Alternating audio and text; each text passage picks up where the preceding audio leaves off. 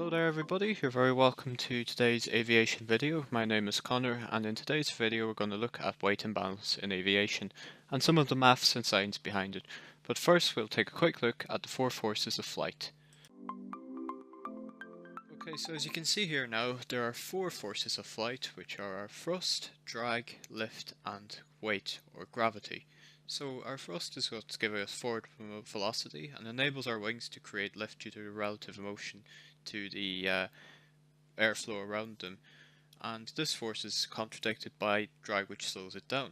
And similarly to that, we have lift, which is contradicted by weight. It enables us to climb up, but weight acts against it, as it is the force which is equal to the mass multiplied by the acceleration due to gravity, which we shall be discussing now in further detail.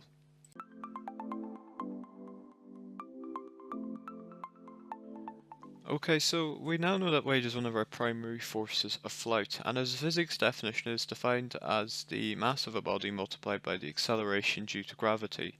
When we're talking about weight on an aircraft, however, we want to keep it as minimal as possible, as our wings are going to be able to only create so much lift, so if we have too much weight, then they're not going to be able to oppose this force of weight.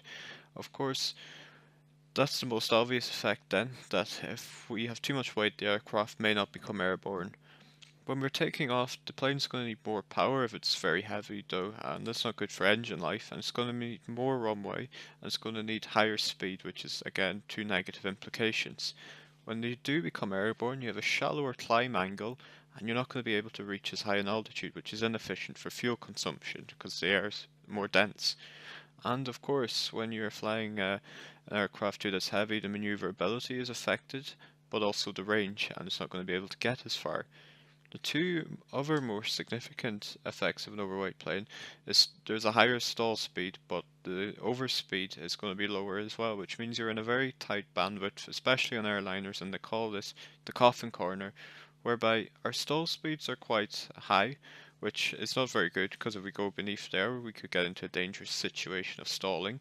But the overspeeds are quite low, so if we go too fast, which could easily happen, we could inadvertently, overstress the aircraft structure, which is not very good. Of course, too, when we're flying an aircraft that's very heavy and we want to bring it back into land, the aircraft's going to be using more energy, higher speeds, and landing an aircraft that's overweight is never advised, and you risk damaging some things like the landing gear on the aircraft or the structure of the aircraft when you come in and it's overweight. So just as it's very important to make sure that the weight of the aircraft is within limits, we must also consider balance. This is basically referring to the center of gravity, a variable which we can change, therefore we must analyze it carefully before any flight to make sure it's within limits. Center of gravity is defined as the point on the body at which its weight acts upon, considering forces of gravity acting upon it.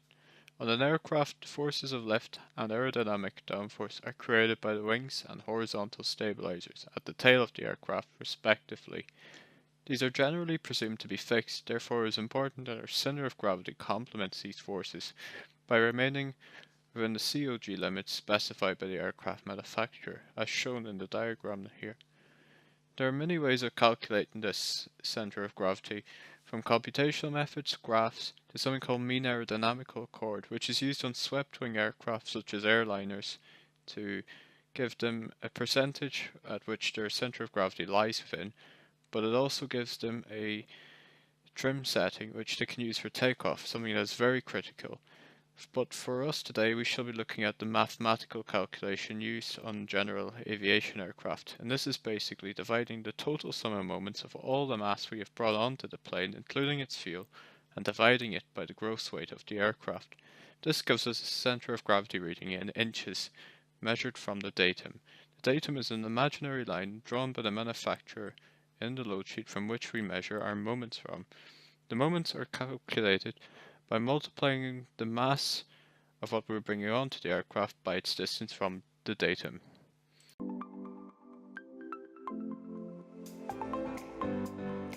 So, similar to with weight, there's a lot of effects of putting a plane out of balance or out of its limits of center of gravity.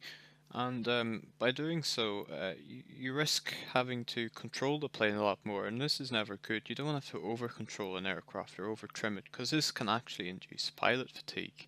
So there's quite an importance behind keeping it in the center of gravity. So by putting it too far aft, putting our center of gravity too far towards the back of the plane, you make the plane more unstable, and this also makes, the aircraft harder to recover from stalls and flat spins, and it means if you hit turbulence, it could be very hard to, keep the plane level. The only good thing about putting it further back is you actually improve the efficiency. You have higher cruise speeds but lower stall speeds, which is a good thing for fuel consumption, etc. But if we put the center of gravity further forward, we get the reverse effect. The efficiency is worse. We have high stall speeds but lower cruise speeds. And the aircraft is going to be more stable, however.